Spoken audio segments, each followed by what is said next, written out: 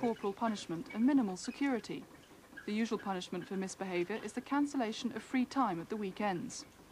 They're free to mix with the youngsters of Portishead, and local clubs and organisations are invited to use some of the school's facilities.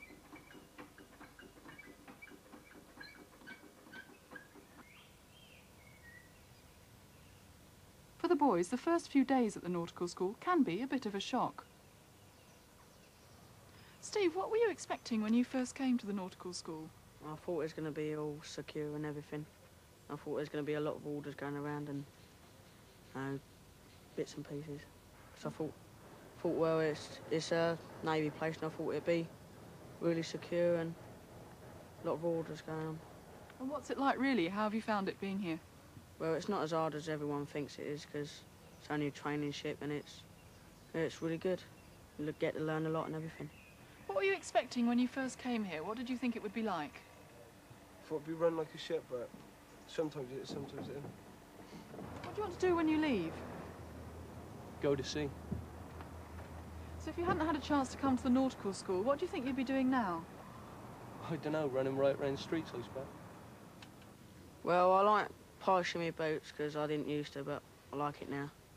And marching, when you first come in, it's a bit hard, but you get used to it after a while. And what about all the discipline and orders and things? I mean, you didn't used to like taking orders before, did you? Why do you like it now? Well, if you don't take orders, then you don't get things back, do you? Because if you cooperate with them, then they're going to cooperate back with you. One of the most popular activities is sailing, and the nautical school owns a fleet of dinghies, which are kept at Portishead Dock and in Bristol Docks. Other adventure sports which take the boys out of school are caving and mountain climbing. There are regular visits to the Mendips, the Quantocks and the Black Mountains. The boys achieve a high level of fitness and proficiency, and they learn the importance of teamwork. There are no members of staff in these dinghies, as new boys are taught to sail by their more experienced colleagues. Although academic achievements are not always a priority, the staff do have ways of measuring progress. I think we're looking for self-confidence. We're looking for an increase of self-esteem. Most of the boys that come here sadly lacking in both of these areas. We're looking for an increased awareness of the needs of other people, awareness that they aren't the only people in the world and that there are other people to be considered. And also signs of motivation to achieve and to see that there is an end goal which they themselves are able to reach if they work for it.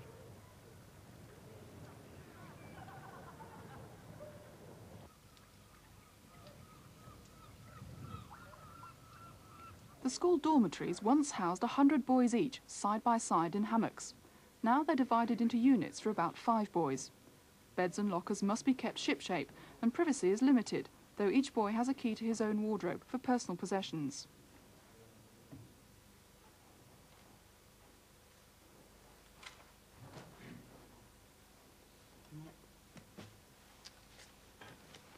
With an institution of this nature, it's hard to measure a success rate.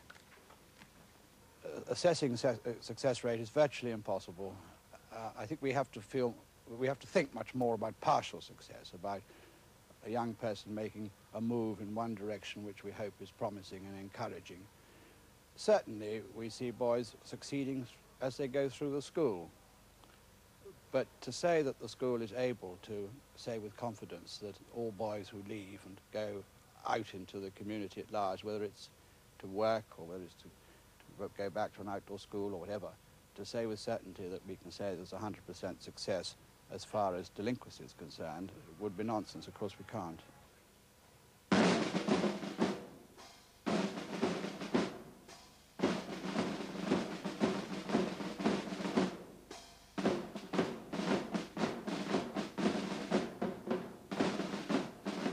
The school's very proud of its band. Boys who've never touched a musical instrument in their lives soon pick up the skills of playing and marching, and the band's much in demand for local flower shows, carnivals and displays. For some boys, the feeling that they're helping a cause and the sound of applause and cheers does more for their self-esteem and confidence than anything else they do here at the nautical school.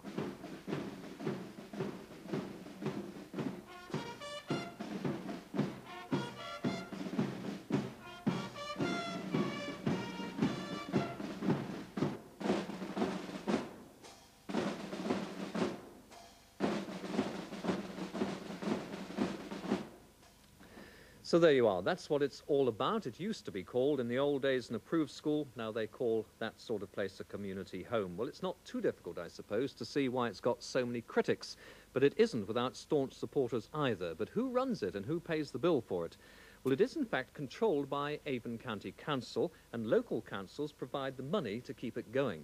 Well, only yesterday its future was again discussed. In the end, they decided to postpone a decision, so its future is still in the balance. Well, in the studio with us tonight is Councillor Bill Williams, who's chairman of the Avon Education Authority. What's your view? Do you close it down or do you keep it going? Well, first of all, let me say this establishment is run and supported by Avon Social Service Committee, of which I was the chairman previously. If you ask me, should we close it down and keep it going, I would go 100% we keep it going. But why, when it costs so much money and it has so many critics and everyone knows that you're faced with so many cuts in the education service? Well, for the simple reason, let me make it quite clear, this is a national resource. There's about 6 boys in that school at this moment from Avon, the rest come from the rest of the country. And what we're really doing, we're converting those boys whose past history, as the film has said, have been a liability, and a gross liability, to the whole of the, I'd venture to say, the national economy. We're converting those boys from a liability into an asset. When the boys finish at the National Nautical School, and this year's records go to prove it, they go into jobs either at sea, as you've heard, or into occupations. And I think there's a lot to be learnt from the National Nautical School, how they convert these boys who've totally rejected education at an earlier age. Yeah, but what do you say to the critics, you see? Because what they say to you is that's all very well and it's very commendable, but just look at the amount of money that it costs. Can we justify that amount of money? Well, of course we can justify it. It's far better to pay out some money now, at the outset, than to go on paying out hundreds of pounds, thousands of pounds through the life of those boys who are going to be no doubt sent to prison, take up police time, psychiatric wards and all the rest of it in the years to come.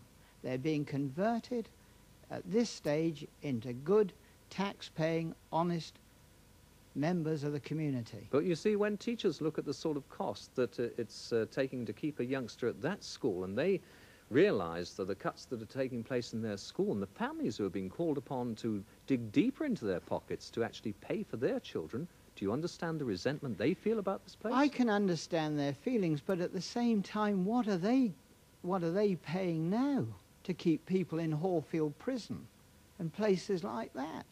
You know, it comes out of either your left-hand pocket or your right-hand pocket. It's either tax or it's rates. And let's understand that the majority of the money that's going into the upkeep of the National Nautical School comes from the national pocket.